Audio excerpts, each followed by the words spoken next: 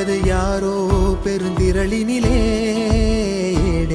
நான் என்பதை வீசி எழுந்தேனே. மனமே தான் என்பது போகும் பெருங்கணத்தினிலே கூவி வாவென்றொரு வாழ்க்கை சிறு குரலாய் அருளாய் பேச போகாது